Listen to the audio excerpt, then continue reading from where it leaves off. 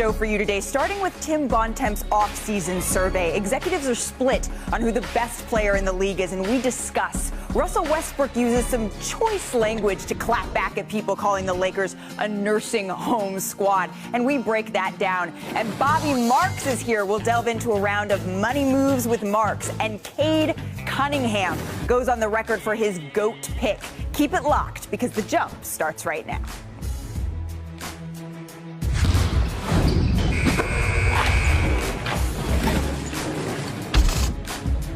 Welcome to The Jump. I'm Malika Andrews, and we will have Dave McMiniman and Nick Friedel joining me on set shortly. But first, let's get to our NBA insider, Tim Bontemps, who just today released his NBA offseason survey of executives and scouts throughout the league. Tim, welcome back.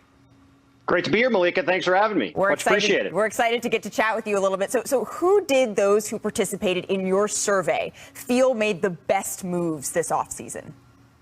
Well, the runaway winner for that, Malika, was the Miami Heat getting Kyle Lowry in that sign and trade to open free agency back on August 2nd. And it's easy to see why. You know, Kyle Lowry's a two-way player, a tough, gritty, hard-nosed guard, and really is the epitome of a Miami Heat player. And his relationship with Jimmy Butler was cited by executives as something that could really be beneficial for the Heat. He should be able to come in and seamlessly fit in with Bam Adebayo and Jimmy with the Heat. And also, along with them re-signing Duncan Robinson, one of the best shooters in the league, and bringing in another definitional Miami Heat player in PJ Tucker, another gritty, hard-nosed guy who should fit right in with the Heat culture. The Heat are looked at as a team that now is up on the same level as the Milwaukee Bucks and Brooklyn Nets at the top of the Eastern Conference, fighting to get back to the NBA Finals. I'm certainly excited to see how that shakes out. They are a very intriguing squad. But let's dive in a little bit more. Which way were executives and scouts leaning in terms of a finals prediction? I know we're already talking about it. Well, look, that's what everybody's been doing since the offseason began with Russell Westbrook going to the LA Lakers, right? And the two teams that came out on top, not surprisingly, are the Brooklyn Nets and those Los Angeles Lakers, with the star-studded, star-powered teams that are going to be meeting on Christmas Day across the street from where you guys are at Staples Center. And team executives around the league think that those teams are going to be the ones to come out of their conferences and make it to the NBA Finals. Now, the Nets are a team that everybody certainly expects to get there. Really, the only impediment to them getting to the finals, even winning a title from the eyes of executives, is their health. Are they going to be able to stay on the court like we saw in the playoffs where James Harden and Kyrie Irving both went out in that second-round series against the Milwaukee Bucks with injuries? But what was more interesting to me was what happened in the Western Conference, where the discussion about the Lakers really centered around them sort of being the default selection in what is seen as a wide-open Western Conference. The Golden State Warriors got a couple votes. The Utah Jazz, last year's #1 seed, got a couple votes. You know, the Denver Nuggets also got a vote, with people expecting Jamal Murray can get back. So, you know, the Lakers are kind of seen as, well, if we don't really know who to pick in a wide-open conference, let's go with LeBron James and say that, you know, as we've seen over the last decade, that's a pretty good way to go. So I'm really curious to see what a wide-open Western Conference looks like when we get started here in a couple months. Well, and that's why we need to watch the games, right? That's where it gets really exciting, is where there is no necessarily clear favorite. But, Tim, what response did you get when you were asked who the best player in the league was? This was maybe the most interesting question to me in the whole survey, because generally, when a guy like Giannis Antetokounmpo goes through the playoffs and leads his team to a championship, he's crowned as the best player in the NBA. And, you know, that's what happened a couple years ago when I did the survey when the Toronto Raptors won. Kawhi Leonard was given that honor. Everybody gave it back to LeBron James when the Lakers won last year. But with the way Kevin Durant played in that Milwaukee Bucks Brooklyn Nets series that you and I both covered, we were at that Game 7 when he was unbelievable, playing all 53 minutes going into overtime.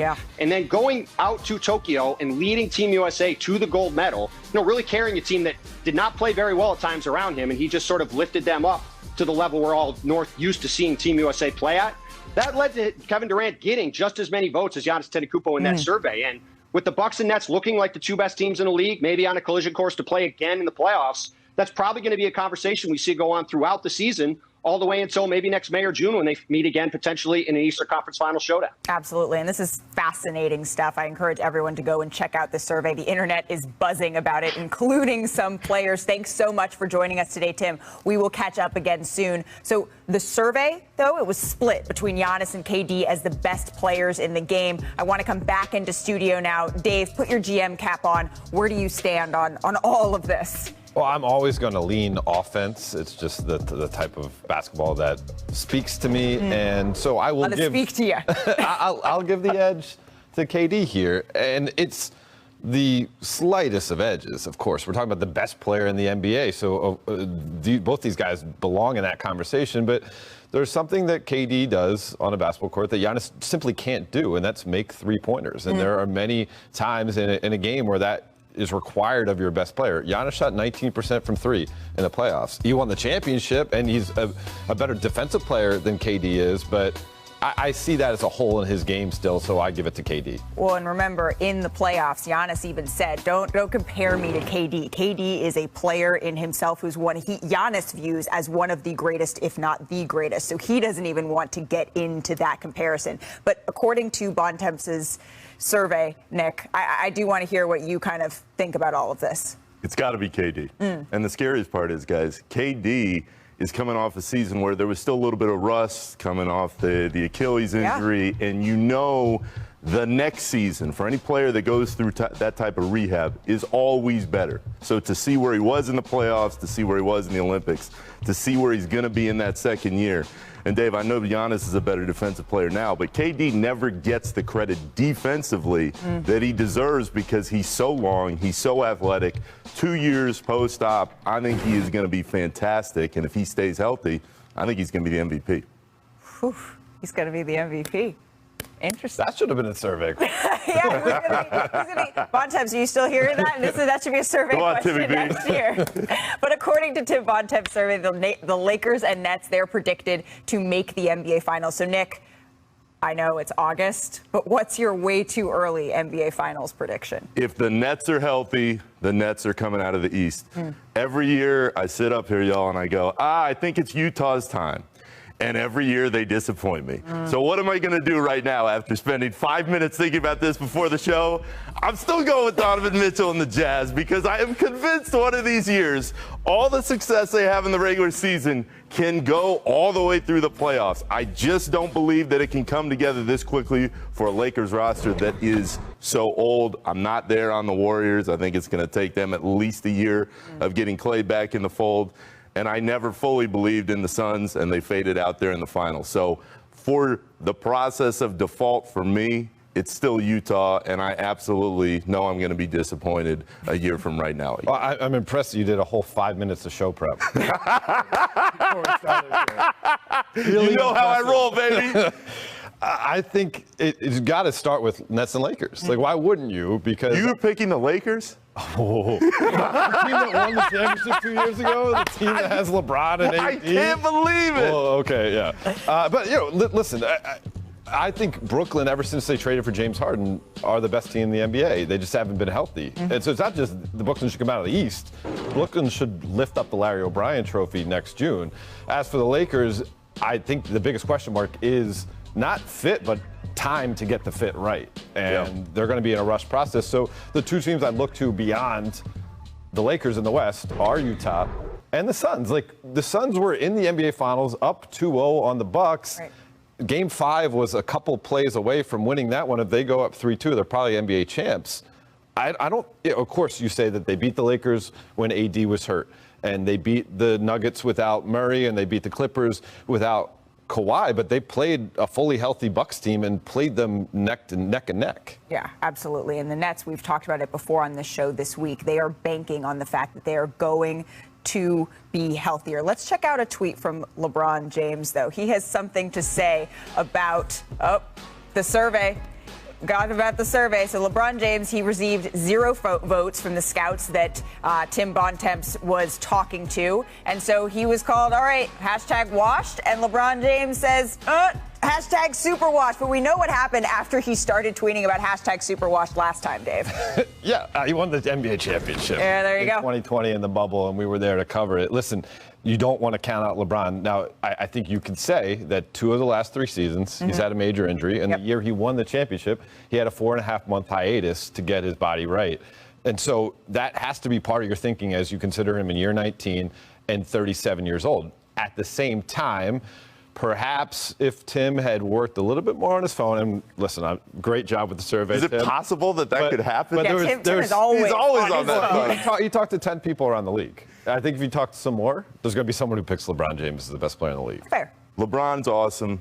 Nobody is discounting that. The issue for me is that Lakers roster on the whole is pretty old. and we're not used to seeing that many key pieces have to stay healthy for that long and then get in the playoffs and play it the way we know they're capable. So that's what scares me. But on the whole, the West, there is just nobody that I feel sure on. I feel really sure on Brooklyn if they're healthy. I still think Philly might scare some people if they can stay healthy, but Milwaukee too, especially with the momentum that they created in the finals. But the West, for the first time in years, does not have that team as we sit here right now that I go, yes, I know for sure they'll be there. Well, and if the Lakers do end up being the team that does win a championship, they will be the oldest median age of teams to do so. There have been 5 teams in the NBA who have won with a median age of over 31. The Lakers is closer to 32. So I'm not saying we'll get into this more a little bit later in the show. I know Russell Westbrook had some things to say about it, but if they are able to do this, there is only a small amount of precedent for this age group being able to win it all. But coming up,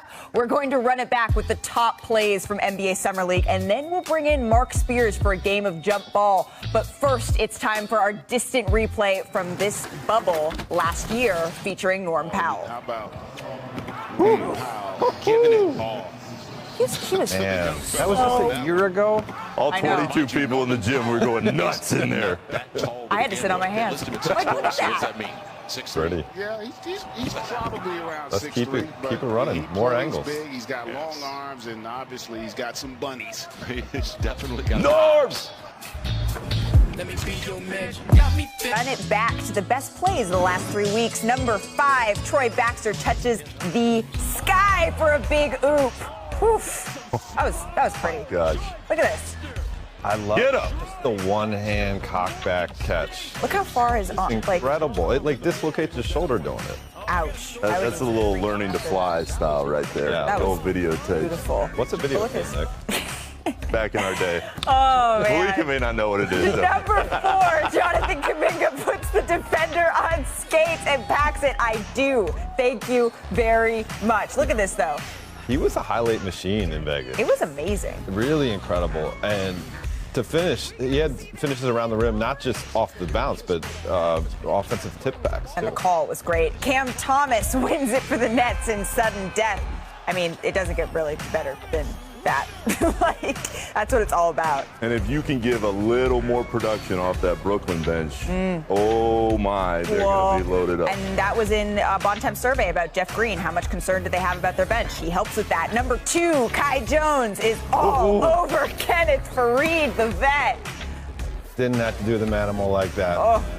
That wouldn't have happened to Fareed back in the day, but that one was rough to watch. Kind of a business decision by Fareed there. I'm not going to be put on a poster today. Well, number 1 goes to Greg Brown as he goes through the legs on the break. That is dunk contest worthy material in the middle of a game. Bulletin board. Bam. Sign him up. I mean, hey, that's beautiful. Loved it. LeBron was watching. He showed some love to Brown, too. I mean, my goodness. On the break, sheesh. Coming from a guy who once threw it off the backboard to himself for a dunk in an NBA Finals game, Yeah. It's someone who you really deserve. You want to hear that kind of stuff from, well, Mark Spears knows a little something about dunks, and at this time, we'd like to bring in our senior writer for The Undefeated, Mark Spears. It is great to have you on, Mark.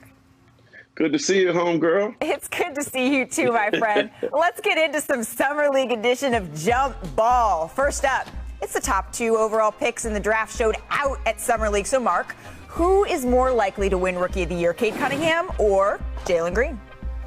Well, they're both going to be on bad teams, but I'm going to go with Jalen Green. Most of it is because he played in that G League. The G League taught him the speed, taught him how to adapt to playing against older guys. And also, I think Cade's going to have a lot more pressure on him playing in Detroit, being the number 1 pick. The spotlight's going to be big on him, whereas in Houston, I don't know how much they're going to be paying attention. So I think ultimately Green's going to show you that the G League Ignite is a great place to go to get ready for the NBA quicker. Absolutely. I think it's going to be one of these 2 guys who end up winning it. I'll go with Cade. Just I think the other parts of his game outside of scoring are more polished at this point when he comes into the league. And also, there's other scores in Houston that Green will have to be sharing the ball with. So, it's a toss-up. I think they're both bright, incredible young players, but I'll go with Cade. I'm taking Jalen Green, and here's why. I think he's going to get every shot he can imagine in Houston. And in Detroit, we still got the Syracuse guy, Mr. McTen. We've got Jeremy Grant, who has elevated his own game and is going to score plenty for Dwayne Casey. But he's going to score by Cade being his point guard. Yeah, okay, but this is an offensive award. It always has been. And if Jalen Green puts up those numbers, he's going to be there in the end. Well, and Jalen Green is playing with a little bit of a chip on his shoulder. He told me that after he was passed up as the #1 pick, what was he looking towards next? It was Rookie of the Year. So I'm not saying that Cade isn't playing with that same sense of urgency, but that swagger that Jalen Green has, he's already zeroed in on that Rookie of the Year. So next up, let's get to the co-MVPs of Summer League. Mark, you've spent time with both of these gentlemen. Who has more upside, Davion Mitchell or Cam Thomas? Ooh, man. Boy, that's a hard question. Both of them are probably looking at it. What you going to say, Mark? What you going to say? I like asking hard questions, Mark. I'm going to go with my LSU boy. I think that the Nets need his scoring off the bench. The Nets do have some veterans, and Patty Mills is there as well. I think those two are going to be a great 1-2 punch. The tough thing with Davion in Sacramento, you got after Fox and Halliburton, Buddy Hield is still there. And Terrence Davis is there as well. But what we're going to see, I think, in Sacramento is if they're losing, if they come out the gate bad and decide to just go with the youth movement, perhaps they go to the Baylor kid sooner. And his defense could get them on the floor as well. But right now, I'm going to go with Cam Thomas. Yeah, Mark, defense. Davion will get minutes because of that. And also, as great as Cam Thomas played in the Summer League, he's going to have to learn how to play a role on that team. It's not going to be him creating for himself. A lot of times it's going to be Kyrie or Harden or KD and him standing on a certain spot on the floor, and he better make that shot when he gets it, or he's not going to get the ball back. So I think he is a tougher learning curve versus I think Davion. There'll be a ton of minutes, ton of touches. What do you think, Nick? It's Mitchell. It's got to be Mitchell because the defense will always travel. And anybody who has an impact in their rookie year that struggles offensively, every young player goes through it. You watch Mitchell in college at Baylor. You watch him in Summer League. He was locking up guys all over the floor. That will serve him very well in his first year in the league. He's won at every single level in high school, in college, and now in the Summer League. So I'm curious to see how that translates to the NBA because it's an adjustment. When you're a lottery pick and you go to these bad teams, when you're used to winning, he is so talented defensively. And like you both said, that will always earn you minutes. But lastly... Hey, but Malika, before you say that, Malika saw the Nets. If I'm playing again next to KD and James Harden, Kyrie Irving, I'm going to get the easiest shots of my life. So when he is in the game, when Cam Thomas is in the game, he's going to get the prettiest looks he's had his whole life so far. Well, that may be. He might be spending a little bit more time in the second unit, but absolutely true. We've seen James Harden also play with that same unit, and guys love getting set up by James Harden. But lastly, we'll get to a couple of second-year players in the All-Summer League first team. Mark, which rising sophomore is more intriguing to you? Is it Peyton Pritchard or is it Obi Toppin? Well, see, I'm going to make myself look bad because Davion Mitchell locked Pritchard big time in that championship game. And until then, Peyton was averaging like 20 points and 5 threes and 8 assists, and he was killing to the Kings, and Mitchell got a hold of him. But look, Obi Toppin, this Summer League was great for him. Obviously, he didn't have one last year. He averaged 21 points, made 2 threes. He 8 rebounds, and he's got more confidence, more relaxed. His shooting and rebounding improved, and the Knicks need him. They need him in that front court. They're fine with the guards, and Julius needs some help to go alongside with him. So I like Obi Toppin right here. And Mark, I was out in Summer League for a couple of days. I was talking to an assistant coach, and he told me that a capable guard is always going to stand out because there's so much that is disorganized about Summer League basketball. You're in a new group, you're learning a new system. So someone like Pritchard, who knows what he's doing, will just look good because of that. So I'll go with Obi because, the Knicks need him. He missed 10 games last year with some injuries, and Julius Randle kind of took off in that time frame. So I think with another year under his belt and getting to know Tibbs' system, I think there's a lot of room for growth with the next year. Guys, give me Obi Toppin. Tibbs loves him. He was starting to trust him early last year. We know Tibbs doesn't always love rookies instantly. Now Obi's in his second year. He's going to get his minutes in New York. He's not afraid of that stage. And I know when that confidence builds for a younger player, especially in that market with that coach, it can go a really long way. You know who else loves Obi Toppin? It's Madison Square Garden fans. When I was in there during the playoffs, playoffs. Bobby Portis and the way that Pfizer Forum so famously reacted to him, Obi Toppin got moments of that in freaking Madison Square Garden. And so clearly there's that synergy there as well. But Mark's going to take a segment off. Don't go too far, though, because you're going to come back later in the show to talk about the Warriors. Excited for that discussion. But coming up next, Russell Westbrook strongly pushed back against critics who say that the Lakers roster is too old to compete this season. We will unpack and discuss. That is coming up next on The Jump. Malika Andrews here with Dave McMenamin and Nick Friedel. Let's get to the Lakers, who added Russell Westbrook and a bunch of other veteran players this offseason. And Russ was asked about critics who say the team is too old. And he said, quote, "We got a team full of nice, experienced vets that's going to kick these young bleepity bleep bleep."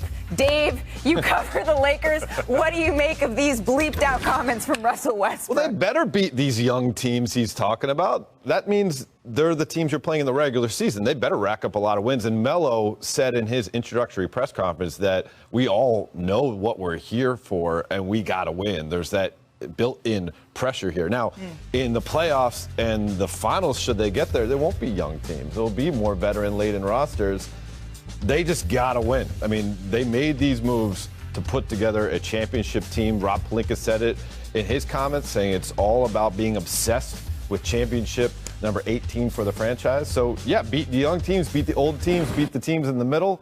You got to win, Lakers. And they weren't built for 3 or 4 years, as we know. They were built for this season. This is like team load management.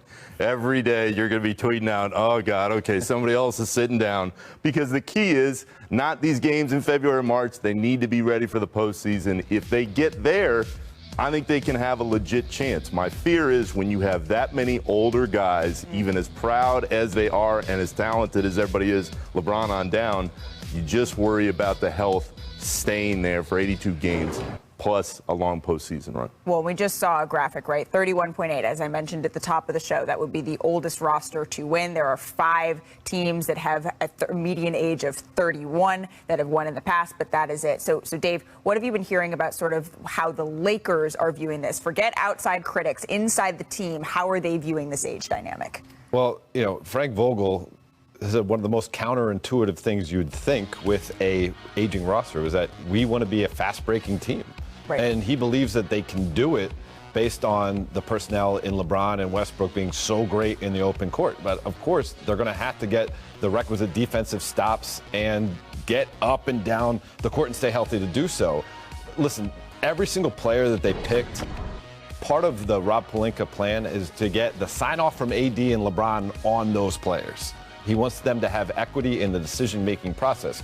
And so there's no haphazard choices here. They believe all the guys they have are going to fit a certain way. They got to prove it. Dave, to your exact point, though, this is why I think the Lakers can do it, because they all know what they're getting into. And there's all these different questions about, can Russ fit in? Can Carmelo at this stage do what they're going to need him to do? They wouldn't have gone on this team and joined forces if they didn't believe it can happen. The only thing that scares me, guys, is you look at that graphic and you go, man, they're old. Like, they are legitimately pretty old, but they've got a hell of a lot of talent. You just wonder if the talent together is enough at this stage in their career. Well, LeBron continues to weigh in on the age factor. Thank you, as if I didn't need more to. I think that's a gas emoji to gas me, hashtag washed king. So clearly this is going, here we go again. Nick, you're going to be saying that all season long. You're going to be calling up Dave, and you're going to be saying, here we go again. This is a discussion again and again. We also know the Lakers, right, they've made some changes to their training staff to try to maintain that health, right, Dave? Yeah, they were ravaged by injuries last year, and they made decision to completely overhaul their training staff, and we'll see. I mean, it was kind of a knee-jerk reaction to what occurred on the court. You could say that they were freak injuries, but they are trying to get ahead of that by putting health at a premium. I hope your gas tank is ready to go, because the amount of storylines and soap opera in this team this year, you better load it up, baby, because every day I'm going to get a text like October 19th. Oh, you're right around the corner. And you are not going to, not a day sooner. Let's move on to NBA 2K 2022 ratings, which have stirred up a lot of buzz online. We know LeBron's been tweeting a lot about some other stuff, but this is on there too. Here's KD when he was asked about his rating, what it should be in this year's game. Take a listen. I think my rating should be a 99 on 2K. I work extremely hard. I can make shots from all over the floor. I'm a solid passer. I think I'm a great passer, a great rebounder. Yeah, I pretty much do everything great. That's why I should be a 99. Well, we talked about at the top of the show how much KD, whether or not he is the best player that GMs want to build around. So players are weighing in. LeBron said that KD's 96 rating, it should be a 99. And Trae Young said about being rated an 89 overall. Feel like we do this every year? Y'all ever gonna get it right? And here are the highest rated players in the game. KD, Steph, LeBron, and Giannis are all tied at 96 overall. So Nick, should players care about this stuff? Hell no.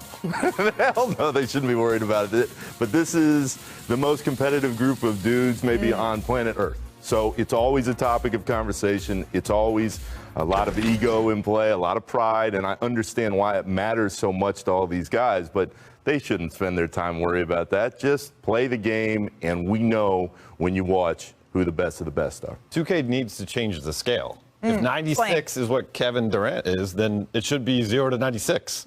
There's nothing better than Kevin Durant or Giannis Antetokounmpo or Steph Curry or LeBron James in the NBA. So why even have anything above that if you're not going to give it out? As for you, Nick, you're at least an 86. That means you're an 87, right? Just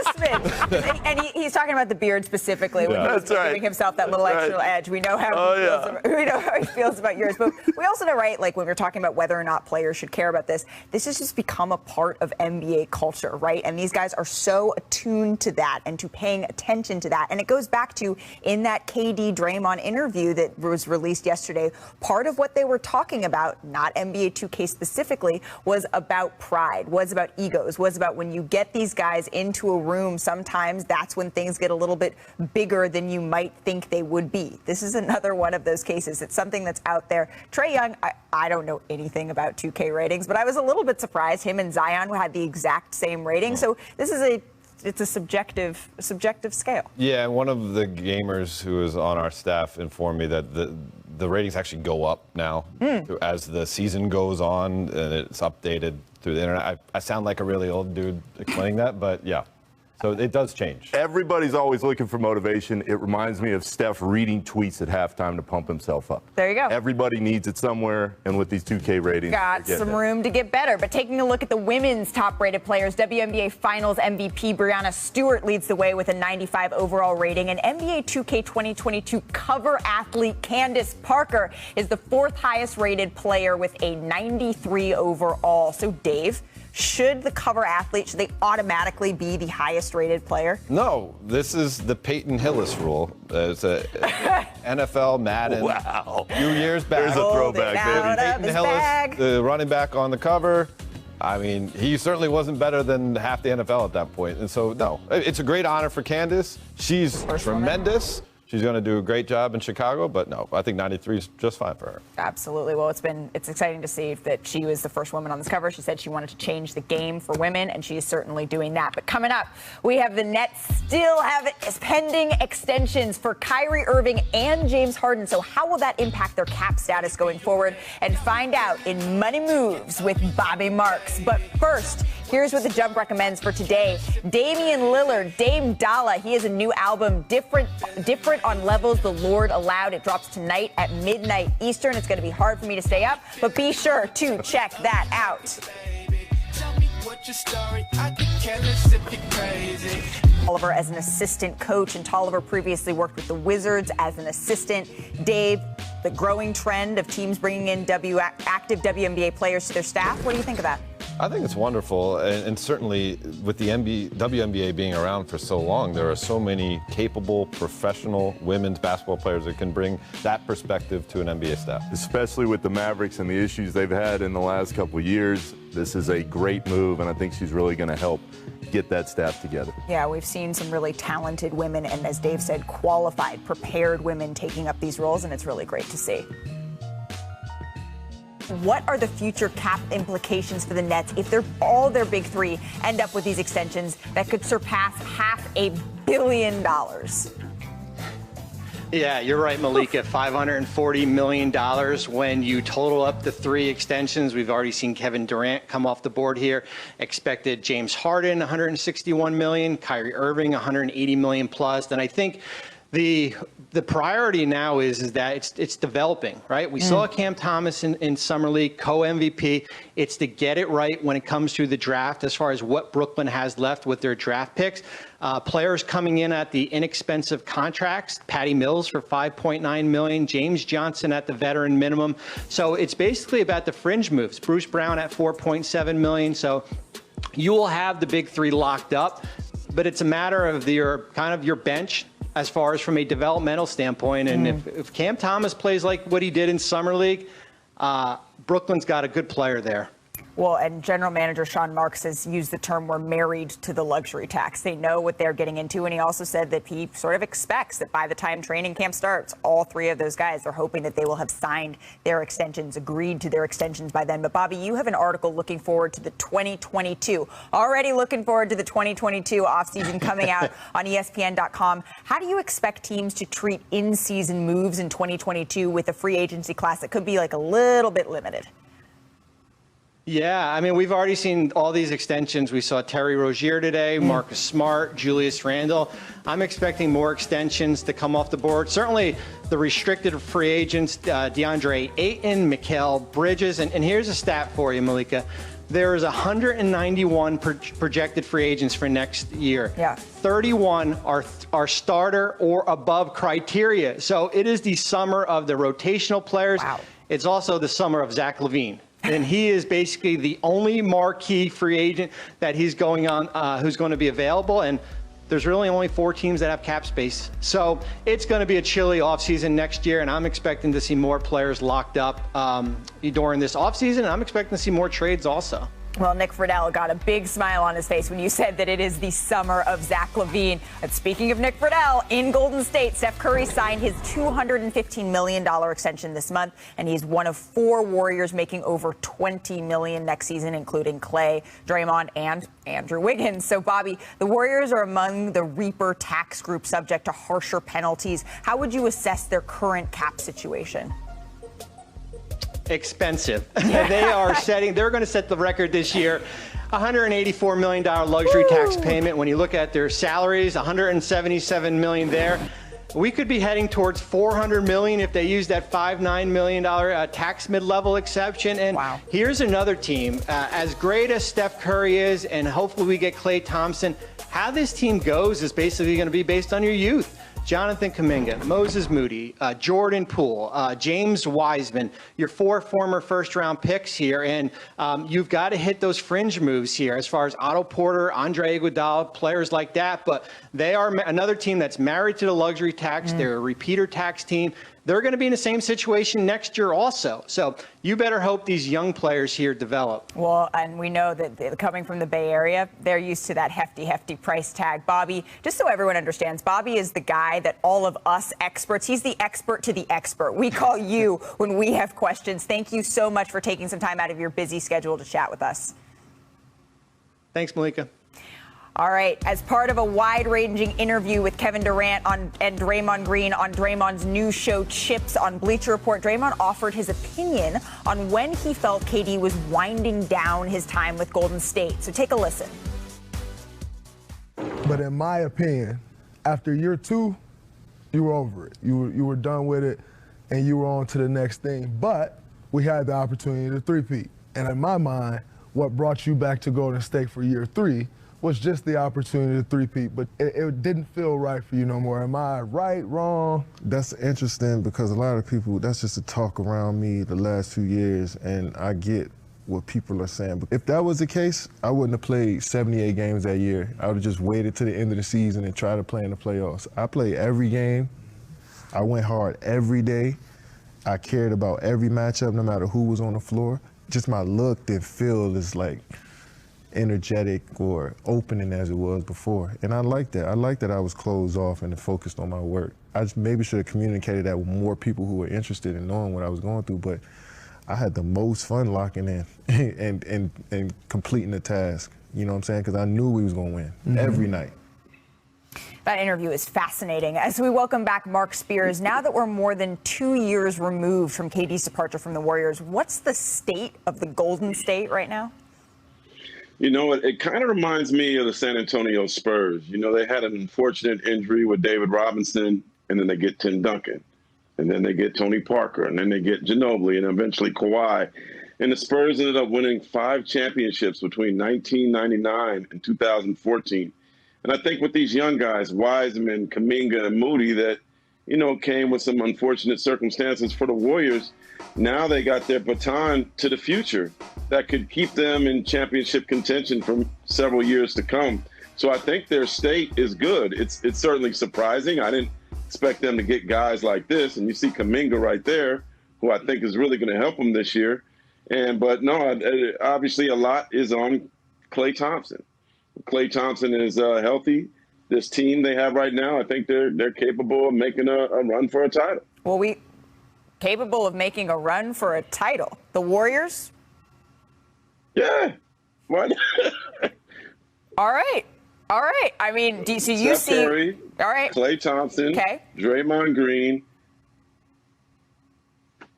I mean, Wiggins is going to be back. He's looking good. Wiseman, actually, you need him healthy, but they are certainly capable of being there. They have championship pedigree. They've been there and done that before. Are the Lakers the favorite? Yes. It's probably about 5 teams you can mention in the Western Conference, but if Klay Thompson is healthy, yes, the Warriors could be in the finals. And it would be interesting to see. You see that guy Draymond Green right there after this conversation that he had with Kevin Durant. Wouldn't it be interesting to see them up, Kevin Durant and Green locked up against each other in the finals and a good offensive-defensive battle? Absolutely. And you mentioned health. That certainly seems to be the factor that makes maybe some folks forget, or maybe that's the chip that's been put on the Warriors' shoulder in order to prove it. That's interesting, though, Mark Spears. So you're taking the Warriors potentially with a path back to the finals against? Oh, Nets. Okay. All right. So that means it's Cade and Draymond back on the court in a championship together. That's interesting, Mark. You'll like that. That'll be good travel for you personally. You'll dig that just fine. Hey, man, back and forth from the Bay to New York. You know I like that. Thank you so much for joining us, Mark. I really appreciate the time. Oh, my pleasure. All right. The Pistons' #1 pick, Cade Cunningham, joins the MJ versus LeBron debate, and we'll discuss. But first, it's time for our second distant replay of the day. In the Bubble a year ago, featuring Jalen Brown. You know how the other team wants to attack. That's a pass. And you know Philly wanted to go inside. And what a play. Kemba Walker, the theft, and then the nasty finish in the open floor by Jalen Brown.